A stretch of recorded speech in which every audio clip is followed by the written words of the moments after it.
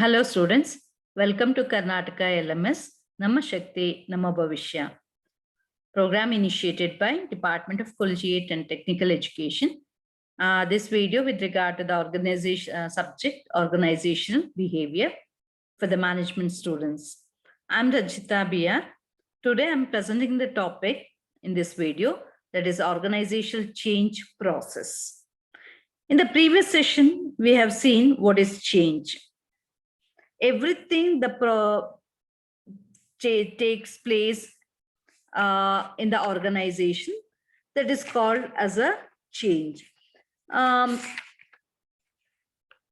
Any alterations which occurs in the overall work environment of an organization is called as organizational change. When the organization system is disturbed by internal or external forces, the change will take place, and it is as a process. Simply modification of the structure of the process of a system, be a good or bad, the concept is descriptive only.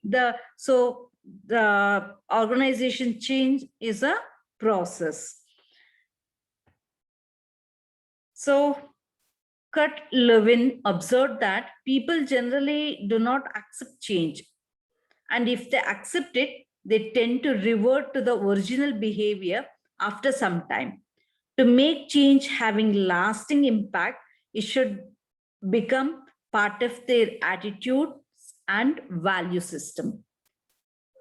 So it is change. People tend to go back to their original behavior after some time. So to make a long-lasting impact of this change, we should see that the change has become a part of their attitudes and value system. So Lewin suggested three-step model to initiate change in our organization and behavior of individuals and groups. Number one, 3 levels. Number one, unfreezing. Second one, changing or moving. And the third one, rephrasing. So let us see what is unfreezing. Unfreezing makes the need for change inevitable to members so that they become ready to accept the change. It develops in people a belief that present system of working is undesirable and change is desirable. So unfreezing means making a mindset in the people that change is inevitable.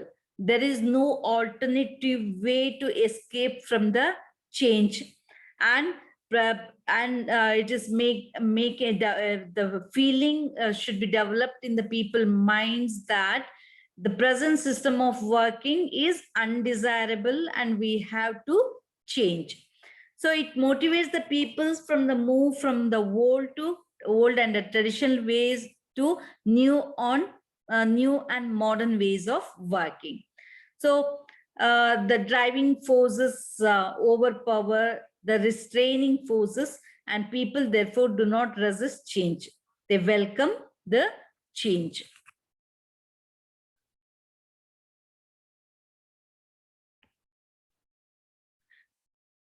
So how the people will resist the change?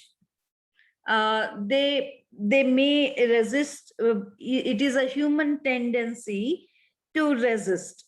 For every new things, whenever the new policy or new things appears, the people will resist the change.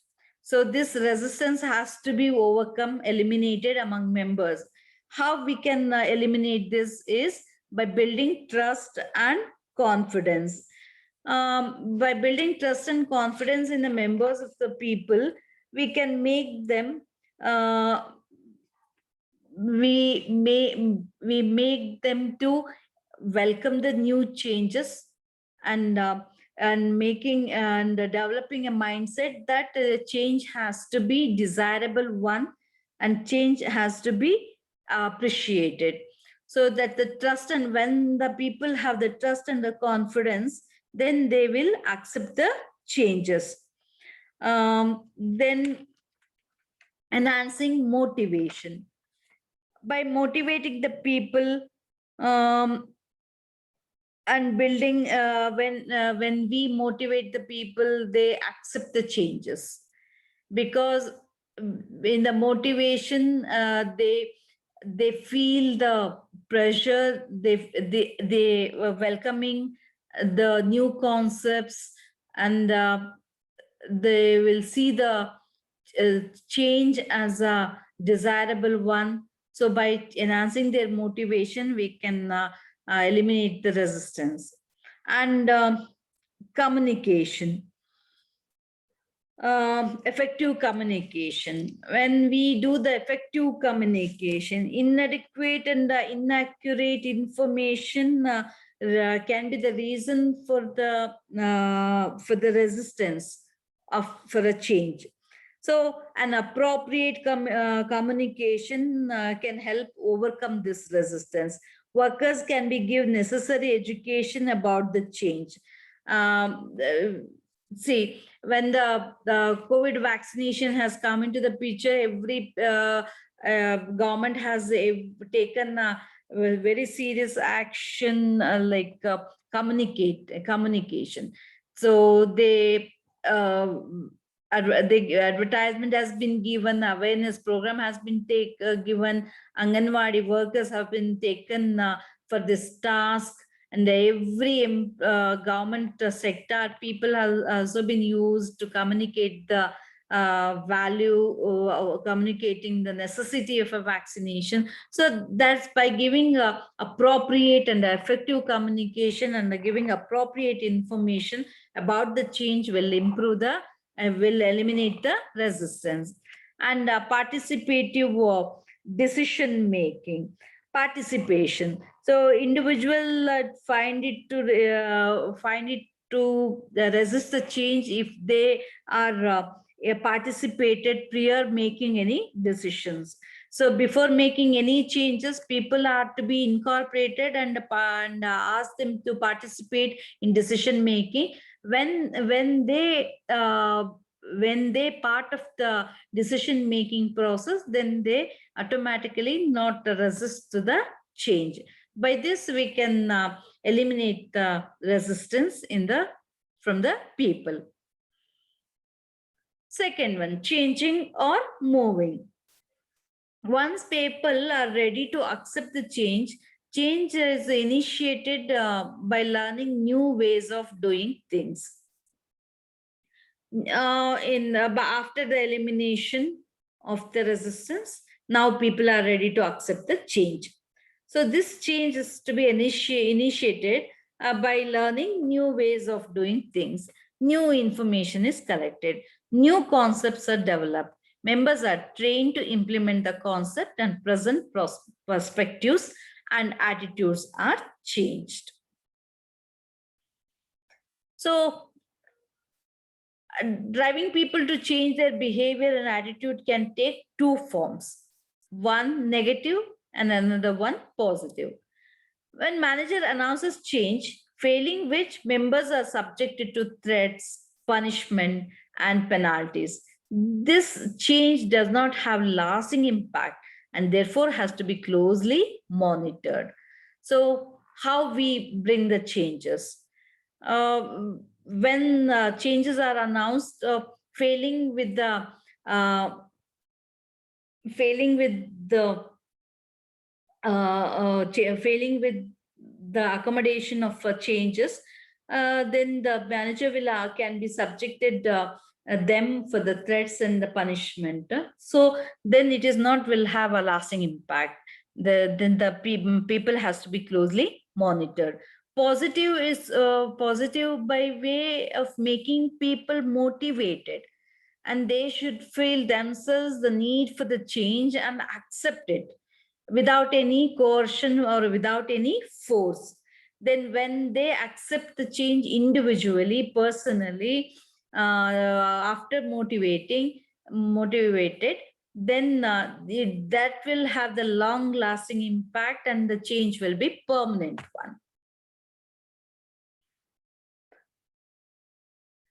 So change is a permanent in nature. It can be brought by delegating responsibility to subordinates and developing two-way relationship between the change agent, the person who initiates the change, and the person who will be affected by change.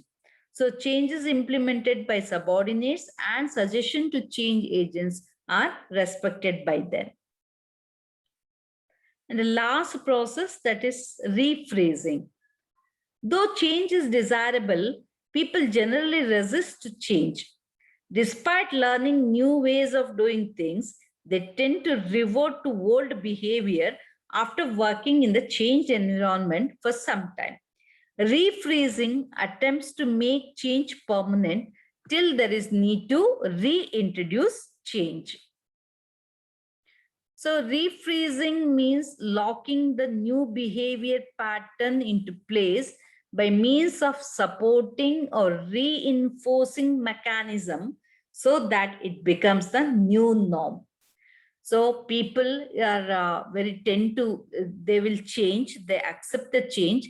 After working some time in the new change environment, they tend to go back to the old pattern. So by rephrasing, we see that people are supporting and working in a new environment. So it has become a new norm. People realize that change will affect their future behavior. So reinforcement of behavior is therefore the aim of rephrasing. This can be done by the following ways. Number one, managers has to motivate the subordinate to accept the change as a permanent solution. Next, manager has to understand the needs of the people and relate them with the organization needs. Fulfillment of organization goals is viewed as a means of fulfilling individual goals. Individual goals should be coordinated with the organizational goals. And manager has to understand the reason why people resist to change. So when he knows the reason for the resistance, then he overcome their resistance by giving appropriate solution for their fear. So with this, this is the process of change. Thank you for watching this video. Thank you.